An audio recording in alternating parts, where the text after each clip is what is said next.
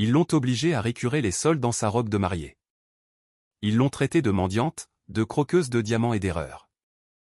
Pendant 3 ans, Élodie a enduré la cruauté de la famille de Valois, cachant ses larmes derrière un sourire, attendant que son mari, Amaury, prenne enfin sa défense. Il ne l'a jamais fait. Mais ce soir, au prestigieux grand bal d'automne à Cannes, tout change. Au moment où Madame Catherine de Valois lève la main pour gifler Élodie devant l'élite mondiale, elle ne la touche pas. Au lieu de cela, une main d'acier saisit son poignet. Les portes s'ouvrent avec fracas, et l'homme que tout le monde craint, le garde du corps royal milliardaire, entre et s'agenouille devant la domestique. La dynastie de Valois est sur le point de s'effondrer, et vous ne croirez pas qui est vraiment Élodie. Le bruit de la porcelaine fine se brisant contre le sol en marbre résonna dans la vaste cuisine froide du mas des Valois dans le Luberon. « Regarde ce que tu as fait !» hurla Catherine de Valois, sa voix assez perçante pour décoller la peinture des murs. Elle pointa un doigt manucuré, orné d'un diamant jaune de 3 carats, vers les débris d'une assiette vintage de Limoges. « As-tu la moindre idée de combien cela a coûté ? Cette assiette vaut plus que ton existence entière, espèce de fille maladroite et inutile. » Élodie tomba à genoux, les mains tremblantes alors qu'elle commençait à ramasser les tessons tranchants. « Je suis désolée, Catherine. » L'anse était glissante. « Maman. Appelle-moi mère de Valois, ou mieux encore, Madame de Valois. » La femme plus âgée siffla, la dominant de toute sa hauteur. Catherine était une femme qui portait sa richesse comme une armure. Aujourd'hui, elle était engoncée dans un tailleur Chanel en tweed qui coûtait plus cher que la plupart des voitures, son visage tiré par les meilleurs chirurgiens plastiques de Zurich. « Mon fils a dû perdre la tête pour épouser une serveuse, une moins que rien. J'ai dit à Amaury, tu n'es rien d'autre qu'une sangsue. » Élodie tressaillit alors qu'un éclat entaillait son pouce, une goutte de sang rouge vif perlant à la surface. Elle ne cria pas. Elle avait appris depuis longtemps que les larmes ne faisaient que nourrir le sadisme de Catherine. Depuis 3 ans, c'était sa vie. Elle avait rencontré Amaury de Valois dans une brasserie du Vieux-Lyon. Il avait été charmant, différent, du moins le pensait-elle. Il jouait le rôle de l'héritier incompris de l'empire maritime de Valois. Un homme qui voulait l'amour, pas le statut. Mais dès que la bague fut à son doigt et qu'elle emménagea dans le domaine familial, le masque tomba. Amaury était faible, une marionnette dansant au bout des ficelles de sa mère, et Élodie était le public destiné à être humilié. « Laisse ça. » Une voix grave et ennuyée s'éleva depuis l'embrasure de la porte. Élodie leva les yeux. C'était Amaury. Il était appuyé contre le cadre de la porte, vérifiant sa montre de luxe, l'air agacé non pas par la cruauté de sa mère, mais par le retard. Amaury. Élodie souffla, se levant, berçant sa main en sang. « S'il te plaît, peux-tu m'aider avec le... » Élo, arrête de faire une scène. Amaury soupira, passant une main dans ses cheveux blonds parfaitement gominés. Mère est stressée. Le gala est ce soir. Tu sais à quel point cette fusion est importante. Si nous ne sécurisons pas le partenariat avec le syndicat, l'action chute. Nettoie juste ça et ne reste pas dans le chemin. Je suis ta femme, Amaury, murmura-t-elle, la blessure perçant plus profondément que l'éclat de céramique dans son pouce. Je suis censé être à tes côtés au gala. Catherine lâcha un rire sec et cruel. Toi? Au musée du Louvre portant quoi? Cette robe de souillon que tu as achetée dans un grand magasin. Elle s'approcha, envahissant l'espace d'Élodie.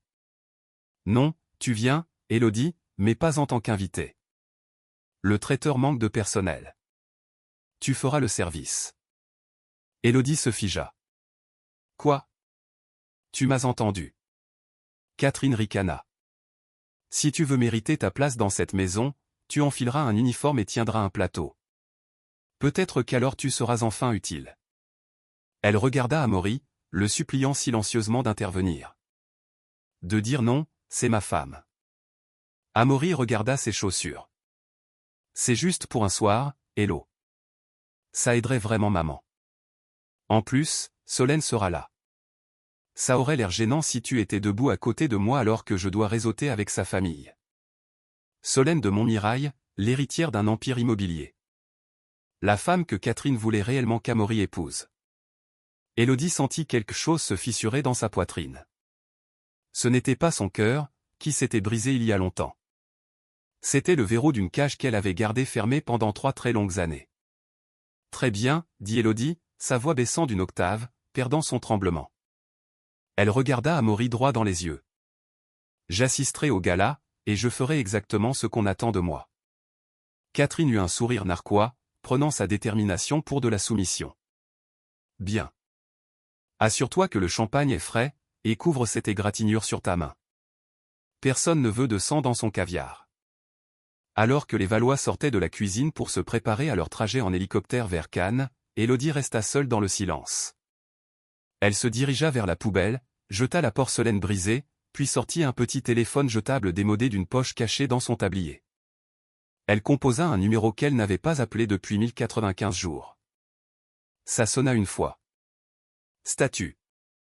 Répondit une voix. Ce n'était pas une question. C'était un ordre. La voix était grave, rauque, et sonnait comme un danger enveloppé de velours. Romain, dit Élodie, sa voix passant de la ménagère soumise à quelque chose de royal, froid et impérieux. Code noir. L'expérience est terminée. Je suis au domaine des Valois. Il y eut une pause à l'autre bout, suivie du bruit distinct d'une culasse de pistolet qu'on arme. Je suis à 10 minutes, Votre Altesse. Les préparatifs pour le gala du cinquantenaire des transports maritimes de Valois faisaient parler tout Cannes. L'événement se tenait dans la grande salle de bal de l'hôtel Carlton. Catherine avait changé le lieu, abandonnant le Louvre à la dernière minute pour répondre aux besoins de sécurité spécifiques d'un invité mystère, bien qu'elle supposât qu'il s'agissait simplement d'un politicien de haut rang. Dans les quartiers des domestiques de l'hôtel, Élodie fixait le miroir. Elle portait la jupe noire et la chemise blanche boutonnée du personnel de traiteur. Ses cheveux étaient tirés en un chignon sévère. Elle avait l'air invisible. Juste un autre membre du personnel. Et, la nouvelle, aboya le responsable traiteur, lui fourrant un plateau de flûte de Dom Pérignon dans les mains. La suite 402 a besoin d'un réassort avant la fête. Bouge-toi. Élodie prit le plateau. La chambre 402 était la suite présidentielle, la suite des Valois. Elle prit l'ascenseur de service, son cœur battant au rythme régulier d'un tambour de guerre. Lorsqu'elle entra dans la suite, l'air sentait la laque coûteuse et le vieux whisky. Amaury se tenait près de la fenêtre, ajustant son nœud papillon. Catherine était assise sur une méridienne en velours, aboyant des ordres dans son téléphone. Et là, assise sur le bras du canapé, sirotant du champagne, se trouvait Solène de Montmirail. Solène était tout ce qu'Élodie n'avait pas le droit d'être, bruyante, voyante et drapée de diamants. Elle portait une robe Versace rouge échancrée jusqu'au nombril.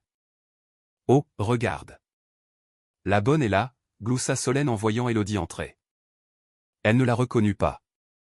Pourquoi l'aurait-elle fait? Pour des gens comme Solène, les domestiques n'avaient pas de visage. « Posez ça là », dit Amaury, sans même se retourner. Élodie s'avança et posa le plateau sur la table basse. Au moment où elle le fit, Catherine raccrocha le téléphone et la regarda. Ses yeux s'écarquillèrent, une lueur méchante apparaissant. « Oh, regardez qui voilà », roucoula Catherine. « Solène, chérie, tu connais notre petit cas social, n'est-ce pas? Voici Élodie. » Solène s'étouffa avec sa boisson. « Attends, c'est l'épouse? Celle dont tu m'as parlé ?» Elle toisa Élodie de haut en bas avec un amusement grotesque. « Oh, Amaury, tu es un saint. Elle ressemble vraiment à un chien de refuge. » Amaury se retourna enfin, le visage devenant rouge. « Maman, ne commence pas. » « Pourquoi pas ?» Catherine se leva, marchant vers Élodie. Elle a accepté ça. Elle connaît sa place. En fait, Élo, sois gentil et essuie la chaussure de Solène. Je crois qu'une goutte de champagne a éclaboussé dessus. Élodie se tenait droite, la colonne vertébrale comme une tige de fer. Non. La pièce devint silencieuse. Le climatiseur bourdonnait bruyamment. Pardon? Siffla Catherine. J'ai dit non, répéta calmement Élodie. J'ai accepté d'aider pour l'événement. Je n'ai pas accepté d'être humilié pour votre divertissement. Amaury se précipita, saisissant brutalement le bras d'Élodie. Ne t'avise pas de parler à ma mère comme ça. Tu vis à nos crochets, Élodie. Tu n'as rien. Tu n'es rien sans le nom de Valois. Maintenant, excuse-toi. Élodie regarda sa main sur son bras. Lâche-moi, Amaury. Ou quoi? Ria Solène. Tu retourneras à la brasserie où? Élodie dit, ses yeux se transformant en éclats de glace, tu perdras ta main. Amaury ria. Un son nerveux et saccadé. Il serra plus fort. Tu es devenue folle. Soudain, le téléphone d'Élodie, l'appareil jetable, vibra dans la poche de son tablier. Une vibration. Il est là. Je te donne une seule chance, Amaury, dit doucement Élodie, d'être un homme, de choisir ta femme plutôt que ce cirque. Amaury regarda Solène, puis sa mère, puis revint à la femme en uniforme de serveur. Il ricana. Je demande le divorce, Élodie. Les papiers seront rédigés demain. J'épouse Solène. Cette fusion avec sa famille fera de nous des milliardaires. Tu n'étais qu'un bouche-trou. Il la repoussa. Elle trébucha, mais ne tomba pas. Compris, dit Élodie. Elle n'avait pas l'air triste. Elle avait l'air soulagée. Profite du gala, Amaury. Ce sera une nuit mémorable. Elle se retourna et sortit. Où vas-tu? Hurla Catherine après elle. Tu as des tables à servir. J'ai un autre rendez-vous, lança Élodie sans se retourner. Elle marcha dans le couloir, déboutonnant les poignets de la chemise de traiteur bon marché. Elle atteignit l'ascenseur de service, mais n'appuya pas sur le bouton du hall. Elle appuya sur le bouton de l'appartement terrasse, l'étage au-dessus des Valois, l'étage qui avait été entièrement racheté par une société écran nommée Aegis International. Les portes s'ouvrirent sur le Penthouse. Debout là, remplissant le couloir de sa seule présence physique, se tenait un homme qui semblait avoir été taillé dans le granit. Il portait un smoking qui coûtait plus cher que l'assurance maritime annuelle des Valois. Il avait une cicatrice traversant son sourcil gauche et des yeux qui avaient vu des guerres commencer et finir. Romain, le garde du corps royal, l'homme le plus dangereux d'eux. Lorsqu'il vit Élodie dans son uniforme de serveuse, sa mâchoire se crispa, un muscle tressaillant dans sa joue. Est-ce qu'ils vous ont touché? Sa voix était un grognement sourd. Ça n'a pas d'importance, Romain, dit-elle en passant devant lui pour entrer dans la suite opulente où une équipe de stylistes et de personnel de sécurité attendait. La robe est-elle prête? Elle l'est, Votre Altesse, dit Romain, emboîtant le pas un mètre derrière elle. Et le dossier sur les finances des Valois. Publie-le, dit Élodie, retirant sa chemise de serveuse, révélant un caraco incrusté de diamants en dessous. Publie tout. Je veux que leur action atteigne zéro au moment où le dessert sera servi. La salle de bal de l'hôtel Carlton était une mer de nœuds papillons noirs et de robes de créateurs. La crème de la société de Cannes était là. Sénateurs, magnats de la technologie et vieilles familles fortunées trinquaient avec des verres de whisky et discutaient d'évasion fiscale. Au centre de tout cela, les Valois tenaient court. Catherine rayonnait. Amaury tenait la main de Solène et François de Valois, le patriarche, se vantait de la fusion imminente. Oui, tonitruait François. La fusion Valois-Montmirail va révolutionner la logistique. Nous attendons également une injection de capital importante d'un investisseur européen ce soir. Où est votre femme, Amaury? Demanda un PDG rival en regardant autour de lui. Amaury agita la main avec dédain. Oh, Élodie n'a pas pu venir. Elle est souffrante. Constitution fragile, vous savez. Elle serre les gougères, chuchota Catherine à Solène, et elles éclatèrent toutes deux de rire. Soudain, les lumières de la salle de bal baissèrent. Le projecteur frappa le grand escalier. Mesdames et messieurs, tonna la voix de l'annonceur.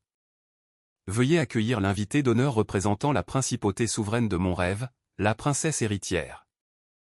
Un silence tomba sur la salle. Montrève, la petite nation européenne connue pour son secret bancaire et son fonds souverain de 1000 milliards d'euros. Personne ne savait qu'un membre de la famille royale de Montrève était à Cannes. Les doubles portes en haut des escaliers s'ouvrirent à la volée. Romain sortit le premier. Il balaya la salle du regard, sa présence irradiant une telle intensité que les gens reculèrent instinctivement d'un pas. Il s'arrêta au bord du palier et hocha la tête. Puis elle sortit. Elle portait une robe en soie bleu nuit faite sur mesure par Elisap, tissée de fils de platine véritable. Autour de son cou reposait le cœur de Montrève. Un collier de saphir de la taille d'un œuf de pigeon, vu pour la dernière fois dans un musée à Paris. Ses cheveux n'étaient plus en chignon, mais cascadaient en vagues dans son dos. Elle avait l'air puissante. Elle avait l'air terrifiante. Elle avait l'air familière. Catherine de Valois laissa tomber sa coupe de champagne. Elle se brisa, mais personne ne remarqua le bruit. Est-ce que c'est? Amaury plissa les yeux, son visage se vidant de toute couleur. Non, ça ne peut pas être elle. Élodie descendit les escaliers. Elle ne marchait pas. Elle glissait. Chaque pas était une déclaration. La foule s'écarta pour elle comme la mer Rouge. Elle marcha droit vers la table des Valois. Le silence était assourdissant. Romain la suivait, sa main reposant nonchalamment près de l'intérieur de sa veste. Élodie s'arrêta à 1 mètre d'Amaury. Elle le dominait du haut de ses talons. « Bonsoir, Amaury, dit-elle. Sa voix était amplifiée par l'acoustique de la salle silencieuse. « Je crois que vous cherchiez un investisseur. » Hello, chuchota Amaury, sa voix se brisant. « Quoi? Qu'est-ce que c'est que ça? Où as-tu eu cette robe? Tu l'as volée? » hurla Catherine, son cerveau incapable de traiter la réalité. Elle s'avança, le visage tordu par la rage. « Espèce de petite voleuse. Tu as volé ce collier. Sécurité. Arrêtez cette femme. » Catherine tendit la main pour saisir le collier et l'arracher du cou d'Élodie. Bam! Cela se produisit si vite que l'œil ne put suivre. Une seconde, Catherine se jetait en avant. La suivante, elle était à genoux, cherchant de l'air. Romain l'avait interceptée, saisissant son poignet et le tordant derrière son dos avec une précision chirurgicale. Il la força au sol, sa chaussure cirée clouant l'ourlet de sa jupe Chanel au plancher. « Ne !» grogna Romain, sa voix résonnant dans la salle de bal. « Touchez pas à son Altesse royale. »« Quoi ?» balbutia François de Valois, s'avançant, les mains tremblantes. « Quelle est la signification de ceci ?» Élodie regarda son beau-père. « Cela signifie, François, que la moins que rien que votre fils a épousé est la princesse Élodie de Montrève, seule héritière de la dynastie bancaire de Montrève, et la femme qui finance secrètement votre compagnie maritime en faillite depuis 3 ans pour vous éviter la prison. » La salle halta, une inspiration collective de 300 personnes. « Finance. » s'étrangla Amaury. « Mais nous sommes rentables. » « Vous étiez en faillite il y a 3 ans, dit froidement Élodie. « J'ai payé vos dettes. J'ai couvert vos pertes. Je l'ai fait parce que je t'aimais. Je voulais voir si tu m'aimais moi ou juste l'argent. » Elle regarda Solène, qui reculait, essayant de se cacher derrière un serveur. « J'ai eu ma réponse ce soir. » Élodie fit signe à Romain. Il relâcha Catherine, qui s'effondra sur le sol, sanglotant d'humiliation. Romain plongea la main dans sa veste et en sortit une tablette noire élégante. Il la tendit à Élodie. « Mesdames et messieurs », s'adressa Élodie à la foule, sa voix sonnant claire. La compagnie maritime de Valois s'est livrée à la fraude pour gonfler le prix de ses actions. En tant que créancier principal, la Maison Royale de Montrève exige par la présente le remboursement immédiat de tous les prêts. Elle tapa sur l'écran. Immédiatement, des téléphones commencèrent à vibrer partout dans la salle. Les banquiers et investisseurs dans la foule vérifiaient leurs notifications. « Mon Dieu !» cria quelqu'un depuis le fond. L'action Valois vient de chuter de 80%. C'est la chute libre. Non. Hurla François, se tenant la poitrine. Vous ne pouvez pas faire ça. C'est fait, dit Élodie. Elle se tourna vers Amaury. Tu voulais un divorce, Amaury. Tu l'as, mais tu n'épouseras pas une héritière. Tu auras de la chance si tu peux te payer un avocat. Elle tourna les talons. Romain, ramène-moi à la maison. Oui, Votre Altesse, dit Romain, lançant un dernier regard terrifiant à Amaury avant de se tourner pour suivre sa reine. Mais juste au moment où ils atteignaient les portes, Amaury, alimenté par la panique et la rage, saisit un couteau à steak sur une table voisine. « Tu as ruiné ma vie !» hurla-t-il, chargeant dans son dos. Le cri qui s'échappa de la gorge d'Amaury de Valois était animal, un rugissement guttural né de 3 ans de ressentiment caché et de l'effondrement catastrophique soudain de tout son monde. Le couteau aztèque scintilla sous les lustres du Carlton alors qu'il se jetait à travers les quelques mètres le séparant du dos sans protection d'Élodie. Le temps sembla se distordre. Élodie, sentant le changement dans l'air, commença à se tourner, ses yeux saphirs s'élargissant légèrement, mais elle n'eut pas besoin de bouger. Romain attendait cela depuis 1095 jours. Il ne fit pas que s'interposer devant elle. Il se matérialisa. La foule enregistra à peine le mouvement avant que le craquement écœurant ne résonne dans la salle silencieuse. La main gauche de Romain, bougeant à la vitesse d'un cobra qui frappe, intercepta le poignet d'Amaury en plein vol. L'élan de la charge d'Amaury joua contre lui. Romain ne fit pas qu'arrêter le bras. Il le tordit dans le sens inverse des aiguilles d'une montre avec une force impitoyable et calculée. Le couteau tomba inutilement sur le sol en marbre.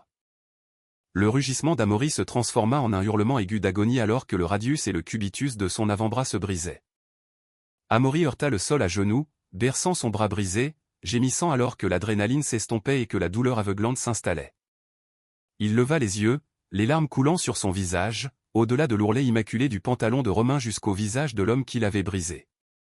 Romain se tenait parfaitement immobile, sa poitrine ne se soulevant même pas.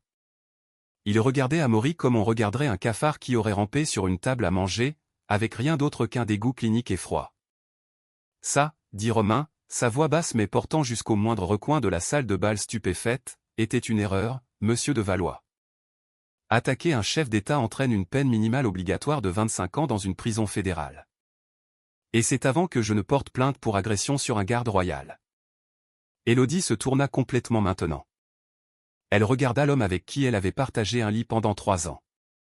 L'homme qui avait regardé sa mère la réprimander quotidiennement et n'avait rien fait. Elle sentit une lueur de quelque chose, pas de la pitié, mais une profonde tristesse pour le temps qu'elle avait perdu. « Amaury » dit-elle doucement. Le microphone sur le podium voisin capta sa voix. « Pensais-tu vraiment que je viendrais ici sans protection ?» Autour de la salle, le charme se rompit. Les portes s'ouvrirent à la volée et une douzaine d'officiers tactiques de la gendarmerie, accompagnés d'agents fédéraux, envahirent la salle. Ils attendaient dans les coulisses, briefés par Romain il y a des heures sur la fraude financière massive sur le point d'être exposée. François de Valois, Catherine de Valois, annonça un agent, marchant vers la table d'honneur où François se tenait la poitrine et où Catherine essayait de ramper sous la nappe. Vous êtes en état d'arrestation pour fraude boursière, fraude électronique et blanchiment d'argent international. La scène était un pur chaos. Les téléphones portables flashaient frénétiquement, capturant la chute d'une dynastie en temps réel. Solène de Montmirail, réalisant que sa proximité avec les Valois radioactifs était un suicide social, essaya de s'éclipser vers la sortie. Mademoiselle de Montmirail, appela Élodie. Sa voix stoppa l'héritière dans son élan. Solène se retourna, tremblante, son faux bronzage paraissant soudain terne contre sa peau pâle. Je ne savais pas, Votre Altesse. Je le jure, ils m'ont trompé aussi. Élodie sourit, une légère courbe de ses lèvres qui n'atteignit pas ses yeux.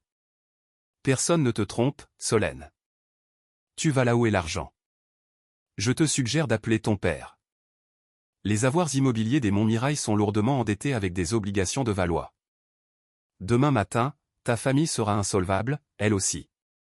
Solène laissa échapper un sanglot étranglé et courut vers la porte, bousculant les ambulanciers qui entraient pour s'occuper d'Amaury. Les ambulanciers chargèrent un Amaury en pleurs sur une civière, menottant sa main valide à la barre. Alors qu'il le faisait passer devant Élodie, il la regarda une dernière fois. Ses yeux étaient pleins de terreur, de confusion et d'un regret tardif et désespéré. « Hello » murmura-t-il. « Pourquoi ?»« Parce que, Amaury, dit-elle, sa voix dénuée d'émotion. Tu avais un diamant dans la main, et tu l'as traité comme du verre brisé. Maintenant, tu n'as plus que les coupures. » Romain offrit son bras à Élodie. « On y va, madame ?» L'air ici est devenu vicié. Élodie posa une main sur son avant-bras. « Oui, Romain, ramène-moi à la maison. » Ils sortirent par l'allée centrale, une reine et son chevalier, laissant derrière eux les décombres fumants de l'Empire de Valois. 3 heures plus tard, l'adrénaline retomba. Élodie était assise à l'arrière de la Citroën DS blindée qui filait vers l'aéroport privé de Mandelieu. Le jet royal de Montreuil attendait, les moteurs déjà en marche. Elle portait toujours le collier de saphir, son poids pesant lourdement sur sa clavicule. Elle regardait par la fenêtre striée de pluie les lumières floues de la ville qui avait été sa prison pendant 3 ans. Ses mains, posées sur ses genoux, commencèrent à trembler.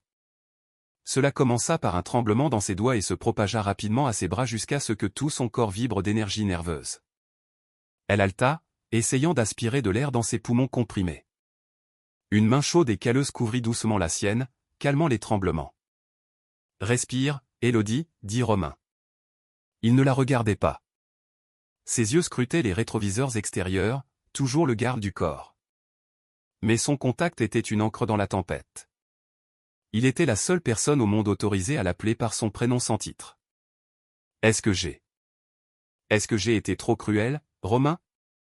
Murmura-t-elle, la voix rauque. Le voir par terre en train de pleurer, ça ne ressemblait pas à une victoire. Ça avait un goût de cendre. Romain serra brièvement sa main avant de s'éloigner pour ajuster son oreillette. La cruauté, c'est infliger de la douleur sans raison. Madame, ce que vous avez livré ce soir, c'était la justice. Une justice attendue depuis longtemps. C'étaient des parasites. Vous avez simplement arrêté de les laisser se nourrir. J'ai attendu si longtemps, avoua-t-elle en appuyant sa tête contre le siège en cuir. Chaque jour pendant 3 ans, je me réveillais en espérant qu'Amaury dirait « ça suffit, maman ». Espérant qu'il m'achèterait des fleurs au lieu de me dire que je dépensais trop pour les courses, espérant qu'il me voie. Elle ferma les yeux, une larme unique s'échappant.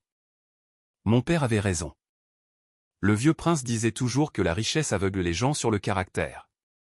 Il m'a fait promettre sur son lit de mort que je n'épouserais pas un flagorneur royal, que j'irais dans le monde incognito pour trouver quelqu'un qui aimerait Élodie la personne, pas Élodie la princesse. Une noble expérience, murmura Romain, sa voix s'adoucissant. Il s'était assis près de ce même lit de mort. Il avait fait une promesse aussi, celle de la protéger au péril de sa vie pendant qu'elle menait à bien ce plan insensé. C'était une expérience ratée, dit-elle amèrement. J'ai trouvé un homme faible dominé par une mère avide, et je les ai laissés traiter la future souveraine de mon rêve comme une souillon parce que j'étais trop têtu pour admettre que mon père avait tort. Vous leur avez prouvé qu'ils avaient tort ce soir, dit Romain. La voiture tourna sur le tarmac, le sifflement des moteurs de jet devenant plus fort. Vous n'avez pas craqué, Élodie.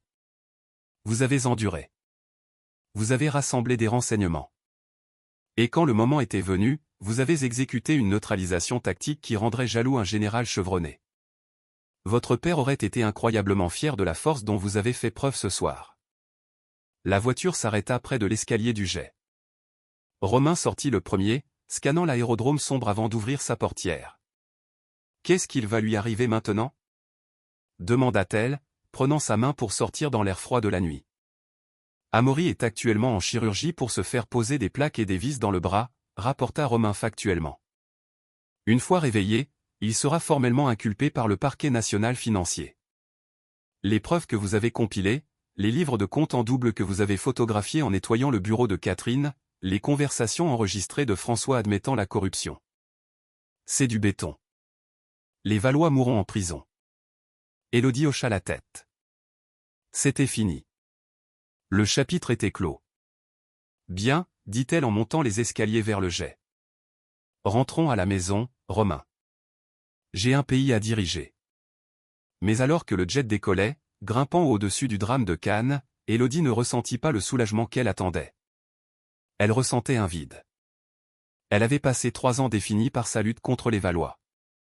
Qui était-elle maintenant qu'il n'était plus là?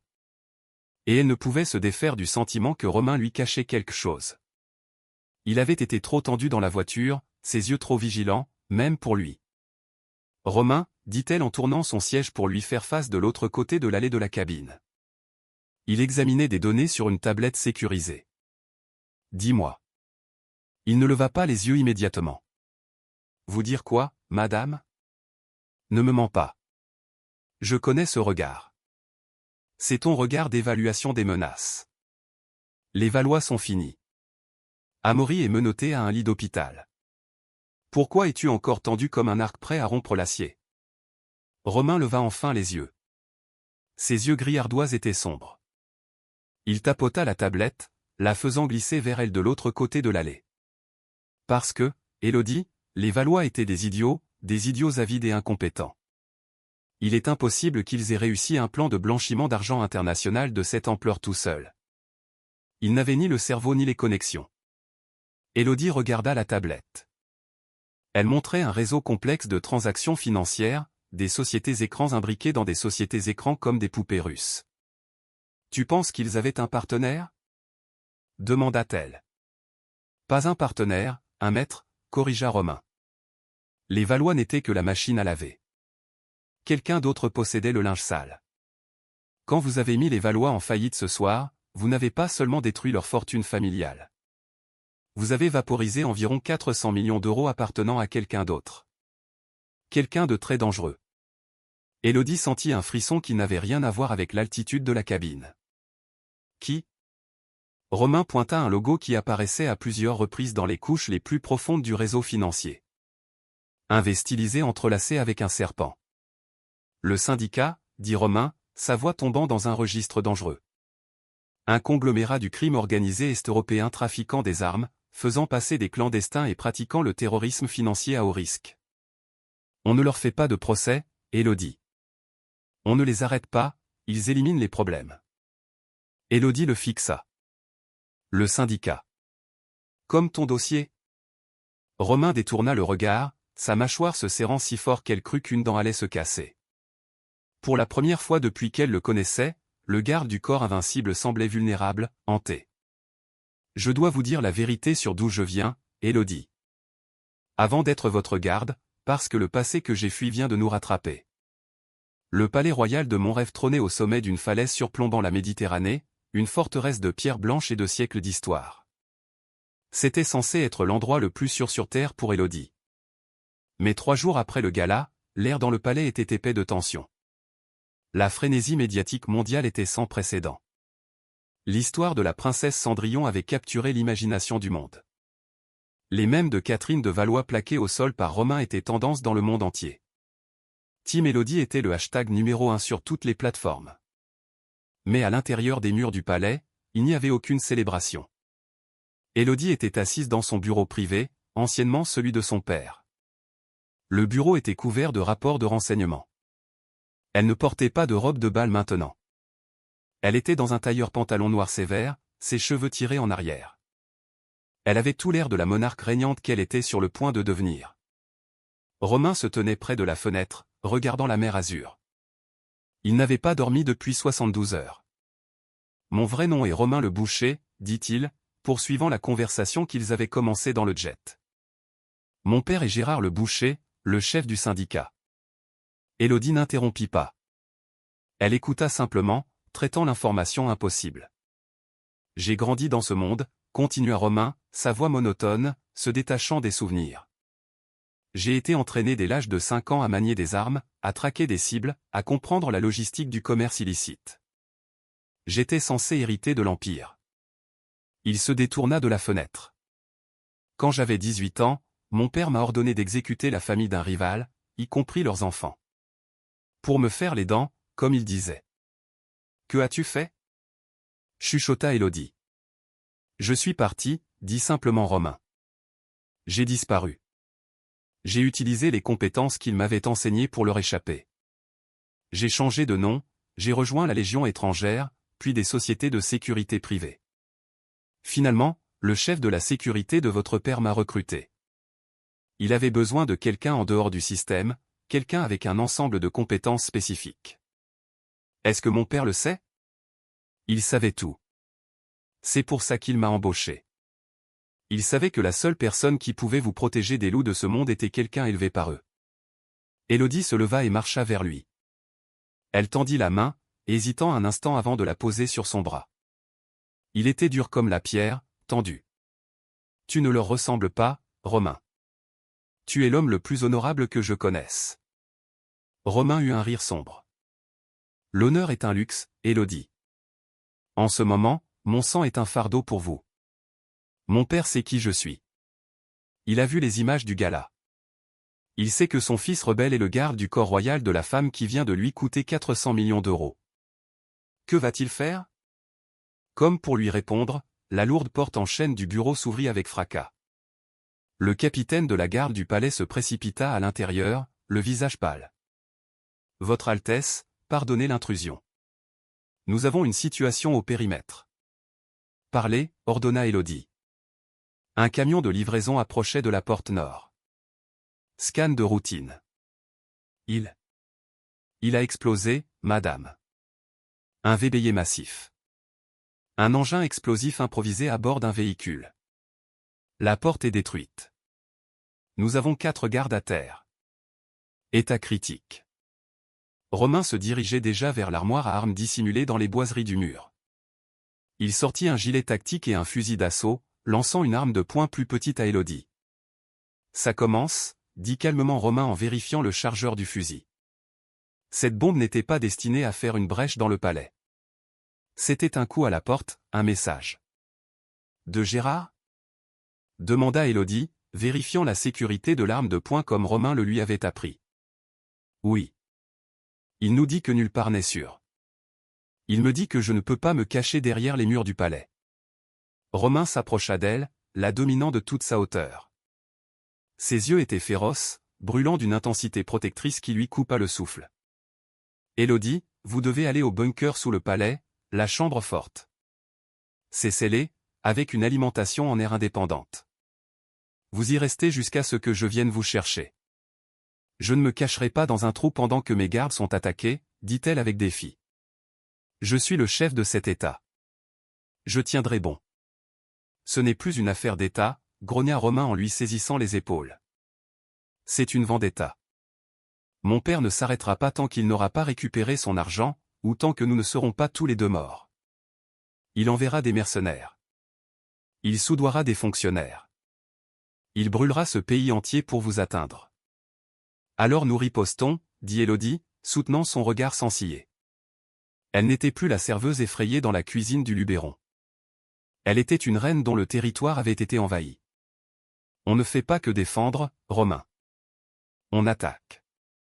Tu connais leurs opérations mieux que quiconque. Tu sais où est leur argent, où sont leurs vulnérabilités. Romain la fixa, un sourire lent et dangereux se dessinant sur son visage. C'était un regard qu'elle n'avait jamais vu auparavant.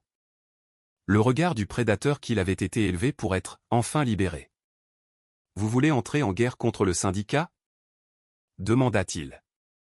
Ils sont venus chez moi, dit froidement Élodie. Je pense qu'il est temps que nous rendions visite à la leur.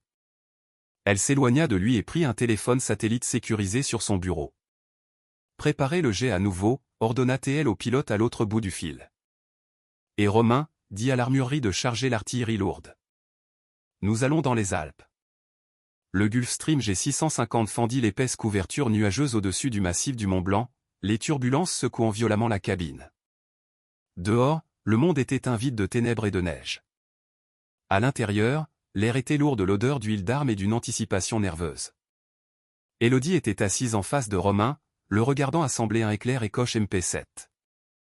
Il bougeait avec la grâce terrifiante d'une machine. Chaque clic et claquement de l'arme résonnait dans la cabine silencieuse. Il ne portait plus son smoking. Il était vêtu d'une tenue tactique noire, un porte-plaque en céramique sanglé sur sa poitrine, un couteau dans son fourreau à l'épaule. Il ressemblait au dieu de la guerre. Nous atterrissons dans 20 minutes, dit Romain, sans lever les yeux de l'arme. Les renseignements de la DGS le confirment. Gérard organise un sommet au fort du Mont Maudit. Il s'y sent en sécurité. Il pense que nous sommes terrés dans votre chambre forte à mon rêve. Il nous sous-estime, dit Élodie, ajustant la sangle du gilet en kevlar qu'elle portait sous son épais manteau d'hiver. Tout comme les Valois l'ont fait. Romain s'arrêta. Il leva les yeux, son regard gris ardoise se verrouillant au sien.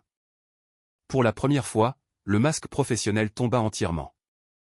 Élodie, écoutez-moi. Une fois que nous aurons franchi le périmètre, je ne peux pas garantir votre sécurité. Mon père, c'est un monstre. S'il faut choisir entre le capturer et vous sauver, je brûlerai le monde pour vous sortir de là. Est-ce que vous comprenez ? Élodie tendit la main à travers l'allée, posant la sienne sur celle de Romain. Sa peau était froide. Je ne te demande pas de me sauver, Romain. Je te demande de te tenir à mes côtés. On finit ça ce soir. Plus besoin de regarder par-dessus nos épaules. La voix du pilote grésilla dans l'interphone. Atterrissage dans 2 minutes. Lumières éteintes. On arrive à chaud. Le convoi de 3 Range Rover noirs blindés, acquis par un contact local, serpentait sur la route de montagne dangereuse vers le fort. La neige tombait plus fort maintenant, un rideau blanc masquant leur approche. Le fort du Mont-Maudit était une forteresse de pierre déchiquetée perchée au bord d'une falaise. Il était protégé par une armée privée, de hauts murs et la peur que le nom de le boucher inspirait. Vérifiez vos communications, chuchota Romain dans son casque alors qu'ils éteignaient les phares à 1 kilomètre de là. Vérifiez, répondit Élodie, la voix stable. Elle ne portait pas de fusil d'assaut, mais le Glock 19 à sa hanche semblait rassurant par son poids. Mais sa véritable arme était dans la mallette, menottée à son poignet gauche. Ils ne frappèrent pas. Romain et une équipe de 6 mercenaires d'élite, des hommes loyaux uniquement à la couronne de Montrêve, firent une brèche dans le mur et à l'aide de charges thermiques silencieuses. L'explosion fut un bruit sourd avalé par le vent hurlant. Ils se déplacèrent comme des fantômes à travers la cour. Romain prit la tête, abattant 2 gardes du périmètre avec des tirs silencieux avant même qu'ils ne puissent atteindre leur radio. Élodie resta près de son dos, bougeant exactement comme il le lui avait appris lors de ses séances tardives dans le gymnase du palais qu'elle prétendait être juste pour la forme physique. Ils atteignirent les lourdes portes en chêne de la grande salle. À l'intérieur, le faible bruit des rires et des verres qui s'entrechoquent pouvait être entendu. Gérard fêtait ça. Romain regarda Élodie. Il hocha la tête une fois. Il enfonça les portes d'un coup de pied. La pièce se figea. C'était une salle caverneuse éclairée par des cheminées rugissantes et des lustres en fer. À une longue table de banquet étaient assis une douzaine d'hommes, trafiquants d'armes, passeurs, seigneurs de guerre. Et en bout de table était assis Gérard le boucher. C'était une version plus âgée et plus cruelle de Romain. La même mâchoire acérée, les mêmes yeux froids. Mais là où Romain avait de la discipline, Gérard avait la malice gravée dans chaque ride. « Romain, dit Gérard, sans même se lever de sa chaise. Il prit son verre de cognac. Je me demandais quand tu rentrerais à la maison, et tu as amené une invitée. Une douzaine de gardes levèrent leurs armes, visant Romain et Élodie. L'équipe de Romain visa en retour. C'était une impasse mexicaine. La tension était si forte qu'elle vibrait dans l'air. Père, dit Romain, sa voix étant un grondement sourd. Ordonne à tes hommes de baisser les armes ou cette pièce devient un cimetière. Gérard ria, un son sec et râpeux. Tu as toujours été dramatique. Tu penses que tu peux entrer chez moi avec 6 hommes et me menacer? J'ai 50 gardes dehors. Tes gardes dehors dorment, mentit Romain avec fluidité.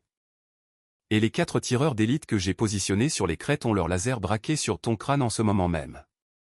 C'était un bluff. Il n'y avait pas de tireurs d'élite. Mais Gérard hésita. Il jeta un coup d'œil à la fenêtre.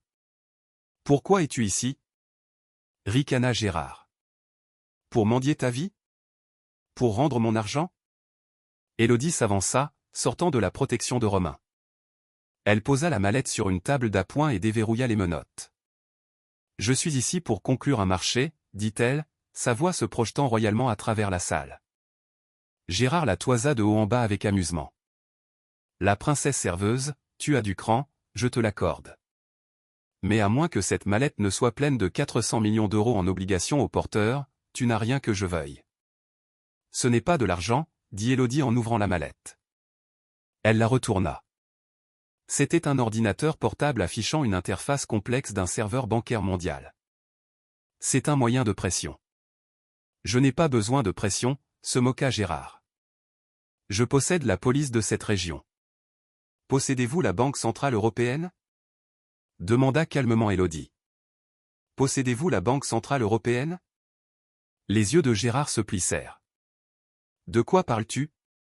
Quand j'ai liquidé les comptes des Valois, expliqua Élodie, ses doigts planant au-dessus de la touche entrée, je n'ai pas juste pris l'argent. J'ai retracé les numéros de routage. J'ai trouvé la toile, Gérard. Les 42 sociétés écrans que tu utilises pour blanchir ton argent via Singapour, les îles Caïmans et Zurich. Elle sourit, un sourire froid et dangereux qui rappela à Romain la nuit où elle avait détruit Amaury. Actuellement, j'ai un programme en cours d'exécution qui est réglé pour exécuter un protocole de signalement massif. Si j'appuie sur cette touche, chaque centime que tu as dans le système bancaire international, environ 2,4 milliards d'euros, sera instantanément gelé pour enquête sur le financement du terrorisme. Tes avoirs seront saisis. Ton empire sera en faillite en 10 secondes. La salle devint silencieuse comme la mort. Les autres seigneurs de guerre à la table regardèrent Gérard nerveusement.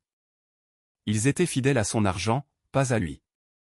Si l'argent disparaissait, eux aussi. Gérard se leva lentement, son visage prenant une teinte rouge violacée. Tu n'oserais pas. Si tu fais ça, tu meurs ici. Si je meurs, dit Élodie, mon pouce quitte cette touche et le programme s'exécute automatiquement. C'est un dispositif de l'homme mort. C'était le bluff ultime. Le programme nécessitait un mot de passe pour s'exécuter, pas un relâchement. Mais Gérard ne connaissait pas la technologie. Il connaissait la peur. Que veux-tu? Siffla Gérard, une veine palpitant sur sa tempe. La reddition, dit Romain en s'avançant. Tu te rends à Interpol. Tu avoues le bombardement du palais de mon rêve. Tu démantèles le syndicat. Et si je refuse, alors tu meurs en indigent, dit Élodie, et tes amis à cette table te tueront avant même que je n'aie à le faire parce que tu seras la raison pour laquelle ils ont perdu leur fortune aussi. Gérard regarda autour de la table. Il vit les yeux fuyants de ses alliés. Il vit la cupidité se transformer en calcul. Il était acculé. Bien, cracha Gérard. Je me rends. Il plongea lentement la main dans sa veste comme pour sortir un drapeau blanc. Arme. Hurla Romain.